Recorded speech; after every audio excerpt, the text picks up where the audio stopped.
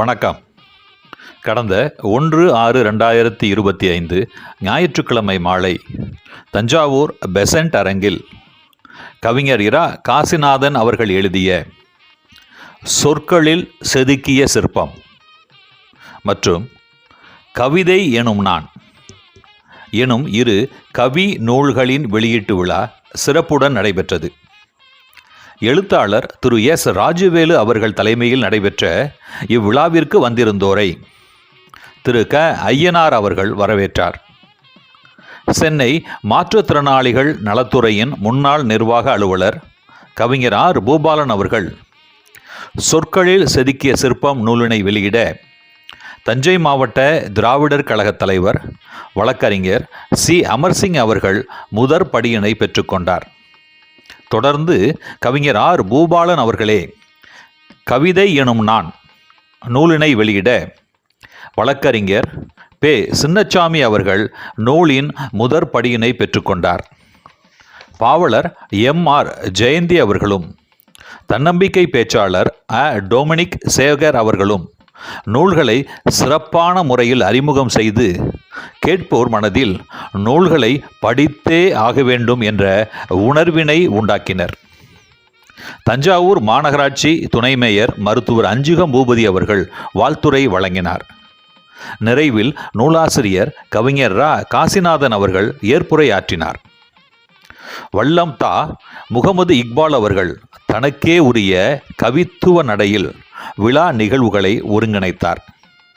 குரல்நெறி செல்வர் ராம சந்திரசேகரன் அவர்கள் விருந்தினர்களை சிறப்பித்தார்.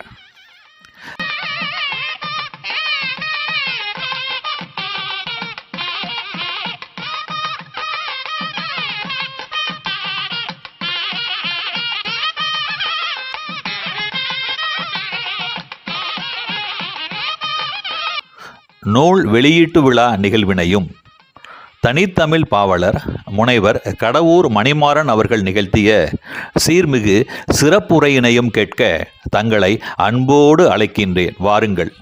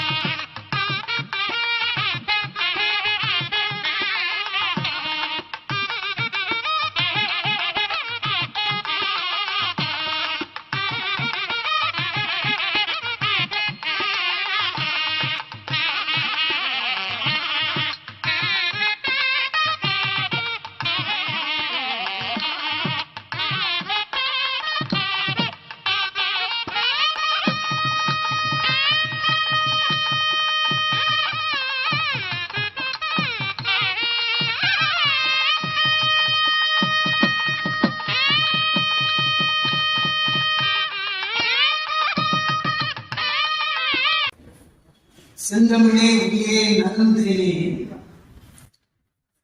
செயலினை மூச்சினை உணர்வளித்தேனே, நைந்தாயனில் நைந்து போகும் என் வாழும் நன்மையை உணர்வெனில் எனக்கும் தானே. சீரோடும் சிறப்போடும்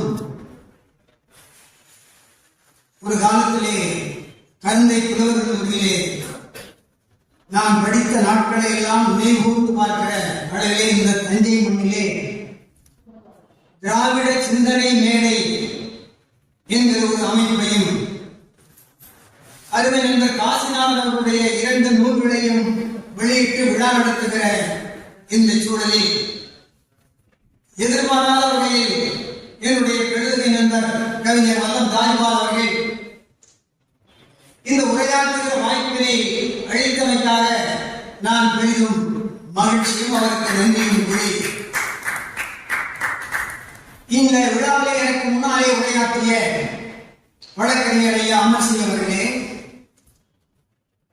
நூலாசிரியர் காசிநாதன் அவருடைய தமையனார் கோபாலன் பல்வேறு நிலைகளிலே இந்த நூலை பக்கத்துக்கு பக்கம் வரிக்கு வரி படித்து ஆய்வு செய்து இந்த நூலினுடைய சிறப்பினை பெருமையை இந்த அரங்கத்திலே பதிவு செய்திருக்கிற ஆய்வாளர் பெருமக்களே, 8 மணிக்கு பிறகும் கூட இன்னும் ஒரு 10-15 நிமிடங்களே இந்த விழா முடிந்துவிடும் என்கிற நம்பிக்கையோடும் எதிர்பார்ப்போடும் அமர்ந்திருக்கிற தோழர்களே, உங்கள் அனைவருக்கும் என்னுடைய அன்பான வணக்கத்தை சொல்லுகிறேன். இந்த நோக்கம் திராவிட சிந்தனை மேடையினுடைய நோக்கம் திராவிடமே சுயமரியாதை, திராவிடமே சமத்துவ பாதை, ரொம்ப அழகாக குறிப்பிட்டிருக்கிறார். ஒரு 10 ஆண்டுகளுக்கு மேலாக புலித்தலையிலே தமிழ் பேரவை என்கிற அமைப்பை நடத்தி கொண்டு வருகிறேன், தலைவராக இருந்து. அதிலே 2 இது போல ஒரு சொற்றொடர்களை அமைத்திருக்கிறேன். தமிழால் இணைவோம், தமிழராய் வாழ்வோம், இதுதான் அவை. அந்த நிகழ்வுகளுக்கெல்லாம் நல்ல தாய்பால் அவர்கள் கலையரங்கத்திலே ஆண்டு விழாவுக்கு தவறாமல் வந்து கொண்டிருக்கிறார். ஆண்டுதோறும் அழைப்பேன், வந்து மிகச் சிறப்பாக பங்களிப்பு செய்வார். அது மட்டுமல்ல, பல்வேறு புத்தக கண்காட்சி தொடர்வது போன்ற இடங்களிலே எல்லாம் அவரோடு கவியரங்கத்திலே பங்கேற்கிற வாய்ப்பினை நான் பெற்றிருக்கிறேன். பொதுவாகவே நம்முடைய முதல்வர்கள் 4 ஆண்டு காலமாக திராவிடம் என்கிற சொல்லுக்கு ஒற்றை சொல்லிலே விளக்கம் தருவார்கள், எல்லாருக்கும். இது பாவேந்தருடைய பெயர்.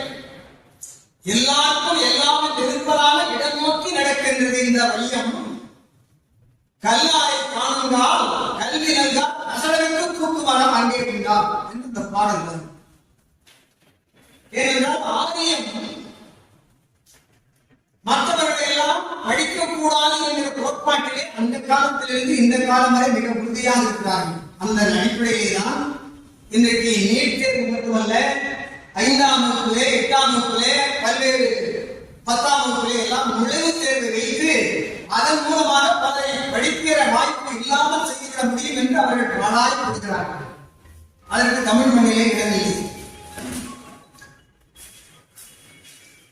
நானெல்லாம் சிறுவனாக இருந்தபோது வகுப்பறையிலே எனக்கு போதித்த தமிழாசிரியர்கள் எல்லாம் சொல்லுவார்கள், காதலிலே, கவிதையிலே, களம்போதும் பேச்சிலே, கணவனுக்கும் மனைவிக்கும் திராவிடமே மூச்சு என்று சொல்லிக் கொடுத்தார்கள். அந்த தமிழாசிரியர் சொன்னதெல்லாம் நான் இன்றைக்கு நினைத்து பார்க்கிறேன். நான் 66-67 காலகட்டத்திலே கலந்து தேர்வுகளை படித்தேன். ஜெயக்குமார் அவர்கள் அங்கே உயர்நிலைப்பள்ளியில்தான் இருந்தார், ஆசிரியராக இருந்தார். என்னோடு இந்திய அரசுடைய சாகித்ய அகாடமி விருது பெற்ற பிரபஞ்சன், நானும் சமகாலத்தவர்கள் 2 பேரும் ஒரே வகுப்பறையிலே தான் இருந்தோம். எங்களுக்கு ஒரு 10 ஆண்டுகளுக்கு முன்னாலே தான் ஈரோடு தமிழன் நவநீத கிருஷ்ணன் எனப்பட்ட புலவர் புள்ளிவளவன் இவர்கள் எல்லாம் படித்தார்கள். தமிழ்நாட்டிலே விரலுக்கு எண்ணக்கூடிய சிறு தமிழ் கல்லூரிகளிலே கலந்து கொண்டுதான் முதன்மையாக பெருமையாக பல திராவிட இயக்க சுயமரியாதை வீரர்களை எல்லாம் உருவாக்கிய பல்வேறு ஆயிரக்கணக்கான மாணவர்களை எல்லாம் திராவிட சிந்தனை உடையவர்களாக இருக்கிற தமிழாசிரியர்களை அனுப்பி வைத்த நிறுவனம் அது. பொன்னிவளவன் நாங்கள் எல்லாம் ஒரு மேடையிலே பேசிக் கொண்டிருக்கிற போது சொன்னார், இந்த திராவிட இயக்கத்திற்கு ஒரு பாடல் 4 வரிகளை சொன்னார். வண்டுக்கு தேர்ந்து வைக்கின்ற பூக்காடு, வடிவழகு நினைத்தவரை வளர்க்கின்ற புதிய பண்ருட்டி பலாட்சணைக்கு தேன் கொடுக்கும் தேங்கூடு, பகுத்தறிவு படைத்தவர்கள் குடியிருக்க நடை வீடு. இதுதான் திராவிடம். என்னுடைய 20வது கவிதையை கேட்டவன் இன்றைக்கு எனக்கு 78 ஆகிறது, இன்னும் நினைவு வருகிறது. இந்த சிந்தனைகளை எல்லாம் மறந்தால் நாம் தமிழர் அல்ல.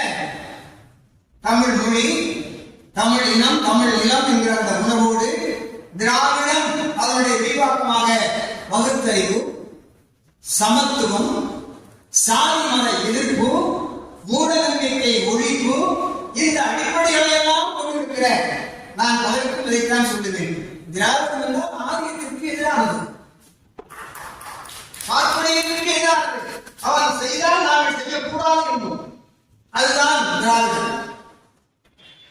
இப்போது கூட ஒரு மேடையிலே ஒரு முழக்கத்தை சொல்லிவிட்டு போனார்கள். கன்னடத்திலே தமிழிலே இருந்து கன்னடம் பிறந்தது என்பதை ஒத்துக்கொள்ள மாட்டேன் என்று ஒரு அமைச்சர் போர்க்கொடித்து இருக்கிறார். மனோமணியம் சுந்தரனார் அந்த காலத்திலேயே பாடிவிட்டு போனார். கன்னடமும் கடிதமும் கவிமலையாளமும் உதிரத்து உதித்தெழுந்தே வர ஆய்வு சொன்னார்.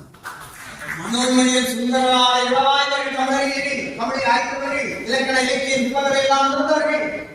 இது படித்தவர்களுக்கு தெரியும். ஏனென்றால் திராவிட மொழிகளுடைய தாய் தமிழ், அதிலே தமிழ், தெலுங்கு, மலையாளம், துளு, கன்னடம் இந்த 5 மொழிகள் வருகின்றன.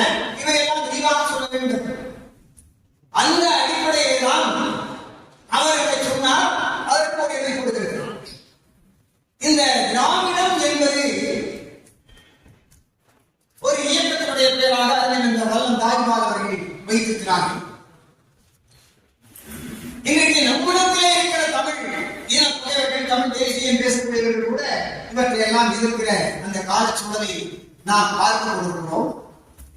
ஒரு காலத்தில் சுயமரியாதை இயக்கமாக நடந்து அதிலே பி.டி. தியாகராயர், நடேசனார், டி.எம். நாயர் போன்ற பெருமக்கள் எல்லாம் அந்த சுயமரியாதை இயக்கத்திலே இருந்து பிறகு தந்தை பெரியார் அவர்களை இணைந்து பிறகு அது திராவிடர் கழகமாக அது உருமாற்றம் பெற்று அந்த திராவிடர் கழகத்தின் மூலமாக அனைவருக்கும் கல்வி, பகுத்தறிவை முன்னெடுக்க வேண்டும், சமத்துவத்தை முன்னெடுக்க வேண்டும். இதற்கு ஒரு வரலாறு உண்டு. ஒரு காலத்திலே பிரெஞ்சு நாட்டிலே புரட்சி நடந்தது. பிரெஞ்சு புரட்சி நடந்தது. மன்னராட்சியை ஒழித்துவிட்டு மக்களாட்சியை கொண்டு வர வேண்டும் என்கிற ஒரு நிலவரம். மிகப்பெரிய உலகளாவிலே பேசக்கூடிய பெரிய சிந்தனையாளர்கள் ரூசோ வார்த்தையை கொண்டவர்கள் ஒரு 3 கொள்கைகளை முன்மொழிந்து விளக்கமாக வைத்தார்கள். சுதந்திரம், சமத்துவம், சகோதரர், ஃப்ரீடம், ஈக்வாலிட்டி, ஃப்ராட்டர்னிட்டி என்று ஆங்கிலத்தில் சொல்வார்கள். அதைத்தான் பேரறிஞர் அண்ணா போன்றவர்கள் எல்லாம் கடமை, கண்ணியம், கட்டுப்பாடு என்கிற அந்த நிலைப்பாட்டுக்கு வந்தார்கள். இன்றைய காலகட்டத்திலே எதிர்ப்பு அரசியலை, மருத்துவ அரசியலை ஓங்கி உச்சத்திலே வந்து கொண்டிருக்கிற காலம். இந்த சூழலில் நாம் திராவிடத்தை உயர்த்தி பிடிக்க வேண்டிய கடமை கட்டாயத்திற்கு ஆட்பட்டிருக்கிறோம். இளைஞர்களுக்கெல்லாம் இந்த உணர்வுகளை நாம் கொண்டு செல்ல வேண்டும். அப்படி இருந்தால்தான் அவர்களெல்லாம் திராவிடத்தினுடைய பெருமளவர்களாக அவர்கள் வருவார்கள். ஏனென்றால் இன்னைக்கு மும்மொழி கொள்கை என்று சொல்லி தமிழுக்கு பேடு செய்கிற ஒரு நிலைப்பாட்டை பார்க்கிறோம். பேரறிஞர் அண்ணா அவர்கள் அரசியலிலே சட்டமன்றத்திலே 2 மொழி போதும், இருமொழி கொள்கைதான் இருக்கு, இதிலேதான் இந்த நிலைப்பாடு தமிழர்களுக்கு இது போதும் என்று சொல்லி இன்றைக்கு உலகளாவிய நிலையிலே தமிழ் குழந்தைகள் இன்றைக்கு முன்னணி இடத்திலே பெற்று பெருமையை தேடி வந்திருக்கிறார்கள். வரலாற்று சிறப்பினை எல்லாம் பெற்றுக் கொண்டிருக்கிறார்கள். அந்த 3 மொழி கொள்கை என்று பேசக்கூடிய அந்த மாநிலங்களை எல்லாம் பின்தங்கிய நிலையிலே கல்வியிலே மிகவும் கீழ்த்தரமாக இருந்து கொண்டிருக்கிறார்கள். நான் கேட்கிறேன், இங்கே இருக்கிறவர்களை 3 மொழி படித்து சொல்கின்றாயே, உங்களுடைய வடமாநிலங்களிலே மத்திய பிரதேசமாக, உத்தரப்பிரதேசமாக, ராஜஸ்தான் இந்த இடங்களிலே எல்லாம் 3 மொழி படிக்கிறார்கள். இல்லை, ஒரு மொழியிலே இந்தியை கூட அவர் ஒழுங்காக கற்றுக்கொள்ளவில்லை. ஆங்கிலம் அவருடைய பாக்கி மொழிகளே இல்லை. இப்படி இருந்தால் அவர் எந்த நிலையிலே, எந்த துறையிலே முன்னேறுவான்? வெளிநாடுகளுக்கு போகிற வாய்ப்பு அவனுக்கு எப்படி கிடைக்கும்? நம்முடைய பிள்ளைகள் 2 மொழியிலே மிக தெளிவாக நல்ல அறிவியை பெற்று உலகமே இயக்கின்றதற்கு எல்லா வகையான அறிவியல் கண்ணோட்டத்தோடு அவர்களுடைய எதிர்காலம் அமைந்திருக்கிறது என்று சொன்னால் பேரறிஞர் அண்ணா அவர்கள் எடுத்த அந்த முடிவு, அதற்கு முன்னாலே கலைஞர்கள் 5 முறை இந்த நாட்டினுடைய ஆட்சியாளர் தலைமை பொறுப்பில் இருந்த நிலையை பின்பற்றி முன்னெடுத்து சென்ற நிலைமை இது ஒரு வரலாற்று சிறப்பு. தந்தை பெரியார் அவர்கள் அந்த காலத்திலேயே மனிதர்கள் எல்லாம் மனிதர்களாக இல்லை, ஏனென்றால் மானம் இழந்தவர்களாக, அறிவை இழந்தவர்களாக, தெரியாதவர்களாக இருந்தார்கள். ஆகையால் அவர் ஒரு விளக்கத்தை விட்டார். மானமும் அறிவும் மனிதனுக்கு அழகு என்று சொன்னார். ஒரு கவிஞன் கூட பாடுவார், மானம் கெடுப்பாய், அறிவை கெடுப்பாய், மண்ணோடு குழந்தை கிடப்பாய், வானம் உள்ளளவும் மையம் உள்ளளவும் யார் பார்ப்பார் என்ற பெரியாய் என்று ஒரு இளைஞன் பாடுகிறார். இரண்டு விழிகளாக ஒரு மனிதனுக்கு மானம், அறிவு இரண்டும் இருக்க வேண்டும். அதை திராவிட இயக்கம் தந்தை பெரியார் அவர்கள் தான் இந்த நாட்டிலே முன்மொழிந்தார்கள். வடநாட்டிலே மானத்துக்கும் அறிவுக்கும் வேலை இல்லை, அவர்களுக்கு தெரியாது, அறிச்சுடைய இல்லை, வழிநடத்தக்கூடிய பெரிய தலைவர்கள் இல்லை. அங்கே பெரியாரை போல, அண்ணாவை போல, கலைஞர்களை போல சமுதாயத்தை வழிநடத்தி செல்கிற ஆட்சி தலைவர்கள் இல்லை. சுயநலவாதிகள், இல்லாத உண்மை கடவுளை நம்பி பிழைப்பை நடத்துகின்றவர்கள். அவர்களுக்கெல்லாம் இதுதான் தேர் திருவிழா, உற்சவம், கும்பமேளா, அது இது என்று சொல்லி இப்படித்தான் அவர்கள் வாழ்க்கையை நடத்தி கொடுக்கிறார்கள். அறிவுக்கும் அவர்களுக்கும் தொடர்பில்லை. முட்டாள்களாக அந்த நாட்டை மக்களை ஆக்கி அந்த முட்டாள்கள் தான் நம்முடைய சொல்லையெல்லாம் பேச்சையெல்லாம் கேட்பார்கள் என்கிற நம்பிக்கையோடு ஒரு மூட பழக்க வழக்கத்தை சிந்திக்கிற ஆற்றலை இன்றைக்கு அவர்கள் அந்த பகுதியை விதைத்துக் கொண்டிருக்கிறார்கள். பாரேந்தர் ஒரு இடத்திலே சொல்லுவான், சிந்தனை என்று வருகிறபோது அந்த பாடல் எனக்கு நினைவுக்கு வருகிறது. சிந்தனா சக்தி சிறிதின்றி மக்களுக்கு தந்தோர் உழைப்பிலே நம்பிக்கை காண்பின்றி ஊரும் மறுத்தறிவை இல்லாது ஒழித்துவிட்டு சாரற்ற சந்தையால் சத்துணவை குற்றளித்து பொறுப்புள்ள மாந்தர்களை உள்ளாக்கிய அந்த கற்கள் கடவுள்களாய் காணப்படும் வேதனையோடு பாடுவார். சிந்தனை திறமில்லை, உழைப்பின் மீது நம்பிக்கை இல்லை, மனிதர்களை பெண்களை எல்லாம் தெய்வமாக ஒரு பெரிய ஆளுமையாக பார்க்கிற மனோபாவம் இல்லை. அவர்களையும் காரியம் என்ன செய்கிறது? பெண்ணுக்கு வாய் உரிமை கிடையாது, பேசக்கூடாது, எழுதக்கூடாது, கணவனுக்கு அடிமையாக அதுதான் நாடு. ஆனால் திராவிடம் அப்படி அல்ல. கொதிந்து கேட்டார் பாருங்கள், பெண்ணுக்கு பேச்சுரிமை வேண்டாம் என்கிறீரோ, மண்ணுக்கும் கேளாய் மதிப்பீரோ பெண்ணிடத்தை, பெண்ணுரிமை பேச வேண்டும், பேசும் திருநாட்டும் மண்ணடிமை கேட்போம் பாடுகிறார், படிக்கொண்டே போவார். ஆக எந்த நாட்டில் பெண்களுக்கு கல்வி வாய்ப்பு மறுக்கப்படுகிறதோ அங்கே முன்னேற்றம் இருக்காது. இதை பாதையில் கொண்டு புரட்சி கலைஞர் தந்தை பெரியாருடைய வழியை தொடர்ந்து வந்த சிந்தனையாளர்கள் எல்லாம் சமூகத்தை வெளிநடத்தி கொண்டு வருகிற போது பெண்களுக்கு சரிசமமாக ஆணும் பெண்ணும் சமம், சமத்துவம், சமத்துவ பாதை.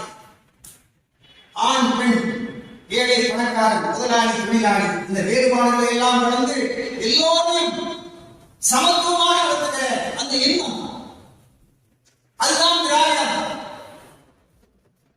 இந்த திராவிடம்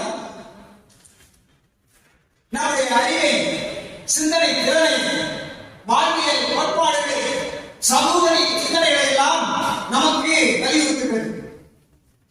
இன்னைக்கு வாழ்க்கையை நாம் முன்னேறிலே இருக்கிற அறிவியல் காசிநாதனுடைய பாடல்களையா பார்த்தேன். அவர் முதலிலே வணக்கம் சொல்லுகிற போதே தெரிந்து கொண்டேன்.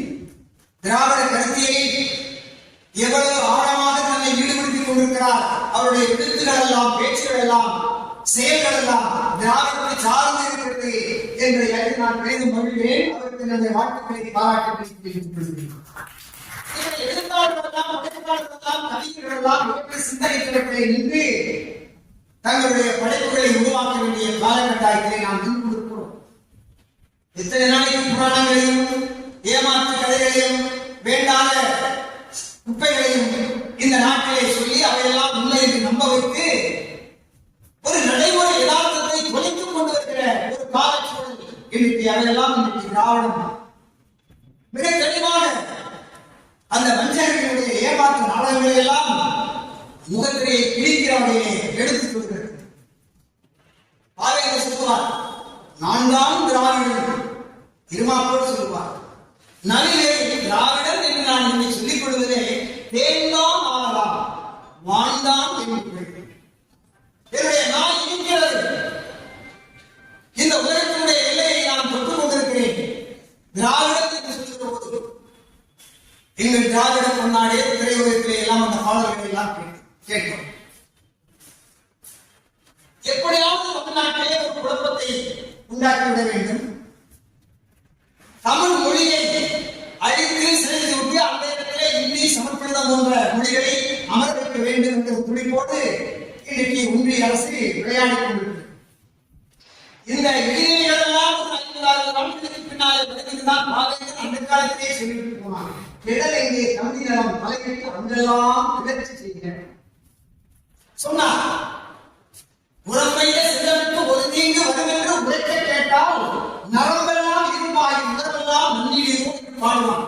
ஆக தமிழுக்கு கேடு வந்தால் அதை தாங்கிக் கொள்ளக் கூடாது என்று எச்சரிக்கை விடுத்தார்.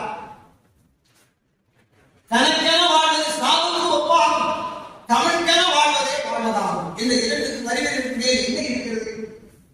தமிழுக்கு நீ செய்யும் கேடு பெற்ற தாய்க்கு மாட்டக்கேடு சொல்லிக் கொண்டே போகலாம்.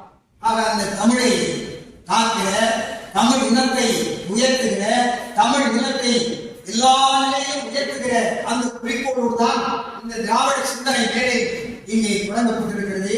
அருண் வெள்ளம் தாய்மாவர்களின் உயர்ந்த லட்சிய சிந்தனையாளர், குறிக்கோள் மிக்கவர், எல்லோருக்கும் அவர்களை பார்த்தால் எனக்கு வியப்பாக இருந்தது. ஏற்படி அனைவருக்கும் ஆடை போட்டு தெரிவித்தார்.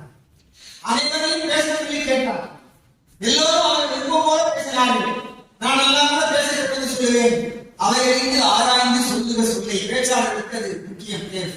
அது மட்டுமல்ல, பலகற்றும் பல சொல்ல காணொருவர் வந்த மாசத்தால் சில சொல்லி கேட்கிறார்கள். ஒரு குரல் வெள்ளம் சொல்லி போனான். 10 நிமிடத்திலே சொல்ல வேண்டிய செய்தியை 1/2 மணி நேரம் 1 மணி நேரம் என்று பேசுவது ஒரு பேச்சாளருக்கு அழகல்ல. இதையெல்லாம் அந்த காலத்திலே படித்ததாலே தான் அந்த சிந்தனையோடு இது போன்ற இலக்கிய அமைப்புகளிலே எங்களை போன்றவர்களெல்லாம் பிரமாணம் முடிகிறது. தஞ்சை நகரத்தை தோன்றியிருக்கிற இந்த சிந்தனை பேரவை, திராவிட சிந்தனை பேரவை ஒரு பெரிய வரலாற்று முத்திரையை பதிக்க வேண்டும். மிகப்பெரிய ஆளுமையை கொண்டெல்லாம் இந்த மேடையில் அலங்கரிக்கப்பட வேண்டும். நல்ல இளைஞர்களை எல்லாம் வழிநடத்தி அவர்களை எல்லாம் இந்த திராவிட சிந்தனை கோட்பாட்டுள்ளதாக மாற்றுவதற்கு இந்த அமைப்பு தேவை என்பதை சொல்லி வந்திருக்கிற உங்கள் அனைவருக்கும் என்னுடைய அன்பார்ந்த வணக்கத்தை சொல்லி நிறைவு செய்கிறேன்.